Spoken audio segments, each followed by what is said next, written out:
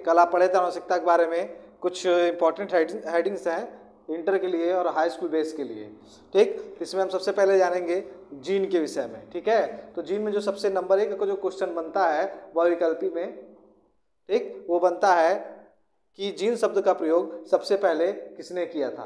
तो जीन शब्द का जो प्रयोग सबसे पहले किया था वो जॉनसन नामक वैज्ञानिक ने किया था। किसने किया था? जॉनसन नामक वैज्ञानिक ने किया था। अब हम लोग ये जानेंगे कि जीन्स होते क्या हैं, यानी जीन है क्या, इसके बारे में हम जानते हैं। ठीक, तो पहली बात तो जो ग्रेगर जॉन मेंडल थे, वो ग्रेगर जॉन मेंडल ने इसे कारक कहा था। क्या कहा था? इसे कारक कहा था। जीन गुणसूत्र पर स्थित, यानी इसकी परिभाषा क्या होगी? जीन गुणसूत्र पर स्थित वह रचना है जो किसी आनुवंशिक लक्षण को पीढ़ी दर पीढ़ी स्थानांतरित करता है, जो किसी आनुवंशिक लक्षण को पीढ़ी दर पीढ़ी स्थानांतरित करता है। फिर से देख लीजिए, जीन गुणसूत्र पर स्थित वह रचना है जो किसी आनुवंशिक लक्षण को पीढ़ी दर पीढ़ी स्थानांतरित करता है। क्या करता है? स्थानांतरित करता है।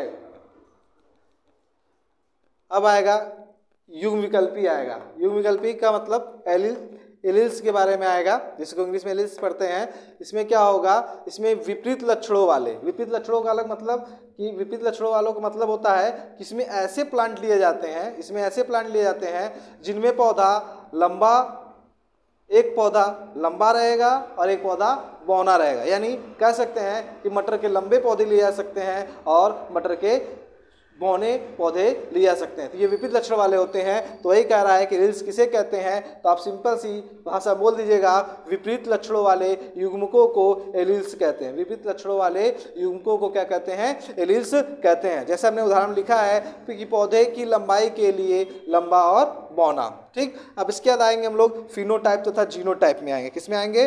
फिनोटाइप तथा जीनोटाइप में आएगा। कभी कभी क्या होता है, जो ये फिनोटाइप और जो जीनोटाइप है ये आपका इंग्लिश में है और कभी कभी हिंदी में दे देता है कि लक्षण प्रारूप को इंग्लिश में फिनोटाइप कहा जाता है और जीनी प्रारूप को इंग्लिश में जीनोटाइप कहा जाता है। तो बच्चे भ्रमित हो जाते हैं कि फिनोटाइप और जीनोटाइप याद करके जाते हैं।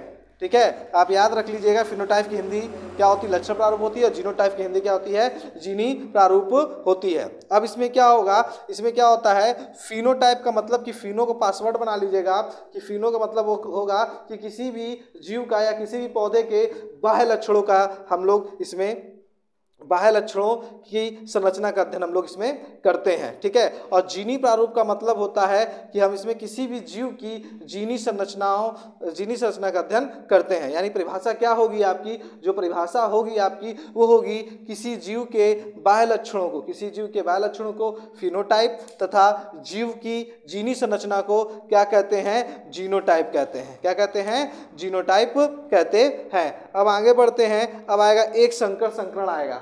क्या आएगा? एक संकर संकरण, जिसे कहते हैं मोनोहाइब्रिड कहते हैं। ठीक, तो एक संकर संकरण किसे कहते हैं इसके बारे में हम देख लेते हैं। विपरीत लक्षण वाले नर ले लेंगे और नर तथा मादा के मध्य, यानी विपरीत लक्षण वाला नर और मादा के मध्य जब क्रॉस कराया जाता है, जब क्रॉस कराया जाता है, ऐसे कह सकते हैं कि विपरीत लक्षण वाले नर तथा मादा के मध्य जब केवल एक जोड़ा विपरीत लक्षणों के अध्ययन के लिए, एक जोड़ा विपरीत लक्षणों के अध्ययन के लिए संकरण कराया जाता है, इसे क्या कहते हैं? एक संकर संकरण कहते हैं। क्या कहते हैं? एक संकर संकरण कहते हैं। और इसको इंग्लिश में मोनोहाइब्रिड क्रॉस भी कहते हैं। ठीक है, तो इसमें विपरीत लक्षण वाले जैसे ले लेते हैं, हमने लाल पुष्प ले लिया और सफ़ेद पुष्प ले लिया। लाल और सफ़ेद पुष्प वाले पौधों के बीच में जो संकरण कराया गया, लेकिन ये ध्यान रखा गया कि इसमें पौधा कैसा होना चाहिए? एक जोड़ी ही लेना चाहिए, यानी विपरीत लक्षण के होने चाहिए। ठीक, इसके बाद अभी और भी इसमें कुछ परिभाषाएं छोटी और भी बताया जाएगा। ठीक है, चैनल को लाइक और सब्सक्राइब कर दीजिएगा।